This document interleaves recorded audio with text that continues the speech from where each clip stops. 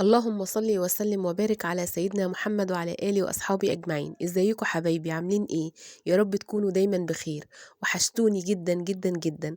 كنا واخدين فترة كده، يعني بجد خمول جامد جدا، والجو مش مساعد ان الواحد يبقى عنده كده حيوية ونشاط.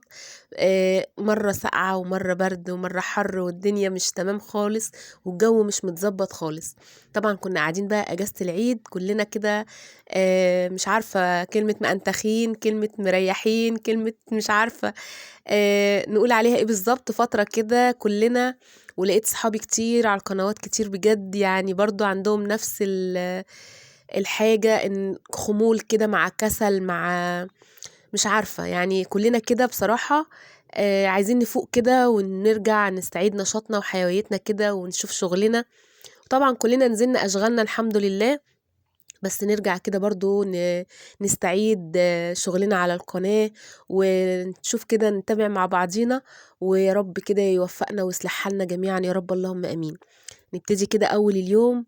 ابتدينا كده الفطار، وقلنا بقى ايه، نرجع بقى نحضر فطار كده مع بعض. وكنا قاعدين طبعا اجازه، فطبعا ولادي ايه كانوا متجمعين كده نفطر سوا. طبعا وانا لوحدي ما بحضرش فطار زي كده، هو سندوتش كده مع كوبايه شاي بلبن ولا حاجه وخلاص، وبنزل بقى شغلي وكده. لكن احنا كنا قاعدين اجازه طبعا كلنا ايه، قلنا بقى نحضر فطار كده مع بعض، وناكل لقمه كده ونشوف ورانا ايه بقيه اليوم. نسمي الله ونصلي على الرسول عليه أفضل الصلاة والسلام، ونبتدي يومنا كده مع بعض. وآخر اليوم إن شاء الله كده نخرج إيه خروجة حلوة. نقضي كده اليوم كله مع بعض ونشوف كده هنعمل إيه. ابتديت بقى إن أنا أحضر الفطار وسخنت العيش طبعا، لأن طبعا الفرن كلها كانت أجازة. وسخنت العيش بقى وحطيت الأكل كده، وفول بقى ما جبناش طعمية صراحة، فول وجبنة وبيض وكده، وكيس شيبسي كده مع حبة بطاطس حمرتهم، لأن في عندي فريق بيحب ده وفريق بيحب ده، فأنا إيه بحب أرضي جميع الأطراف يعني. بعد ما فطرنا كده بشوية، قلت أعمل لهم إيه شوية عصير. كان عندي كيس فراولة كده في الفريزر، طلعته مع مكعب بنجر كده. طبعا انتوا عارفين متعودين معايا على البنجر مع الفراولة، علشان طبعا يدينا اللون الحلو الجميل اللي احنا شايفينه ده. وكمان يبقى ايه فيه قيمة غذائية كده طبعا. هقولها لكم زي ما بقولها لكم كل مرة، علشان الأنيميا طبعا بحاول ان انا ادخل البنجر في اي حاجة تنفع يتضاف عليها، في صلصة، في عصير، في أي حاجة كده. عصير فراولة طبعا يعني بحب إيه أضيفها كده مع العصير. ما بيغيرش طعمه، بالعكس بيديله قيمة غذائية ولون حلو. خلاص بقى فطرنا وروقنا كده شوية حاجات، قلنا بقى إيه نخش كده، يعني حبة نشاط كده شوية، نفوق نفسنا في المطبخ. قلت اغسل اول حاجه البوتاجاز وبعد كده المواعين.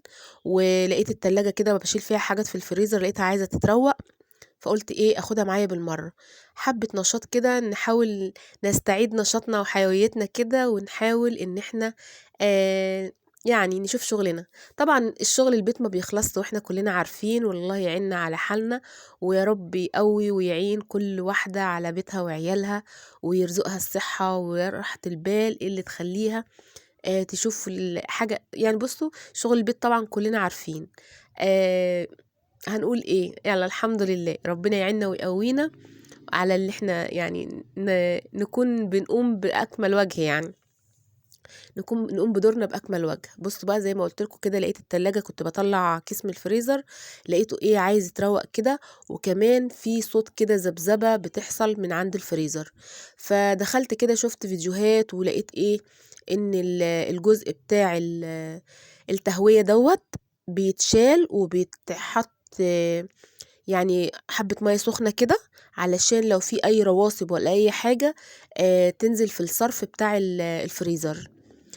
عملتها وفعلا النتيجة كانت كويسة، وبصراحة يعني أفادتني، فقلت برضو أقول لكم عليها علشان تستفادوا. وأي حد بيقول معلومة كلنا بنستفاد من بعض وبنتعلم من بعض.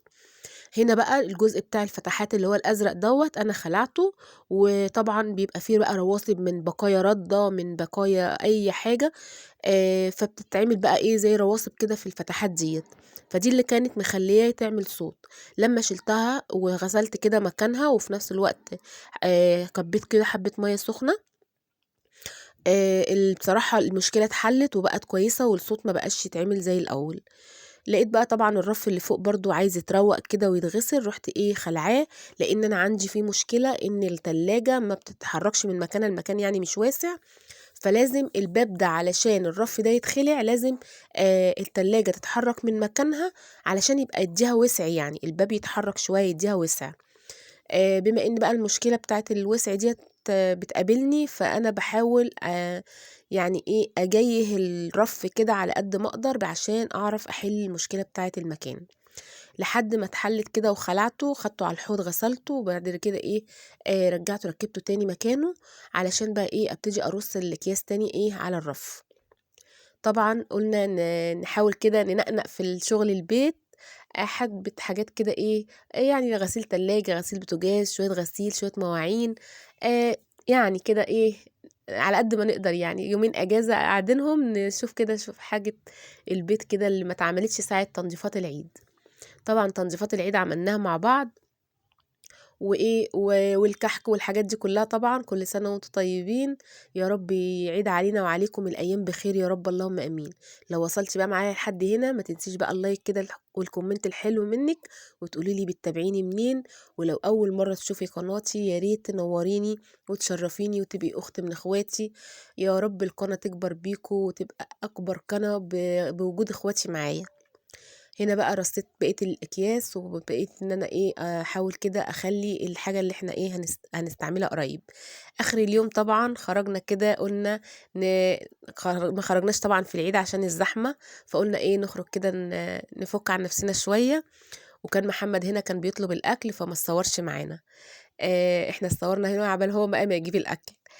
كل كل سنة وانتم طيبين، ويا رب يعيد علينا وعليكم الأيام بخير، ويا رب كده يوفقنا جميعا.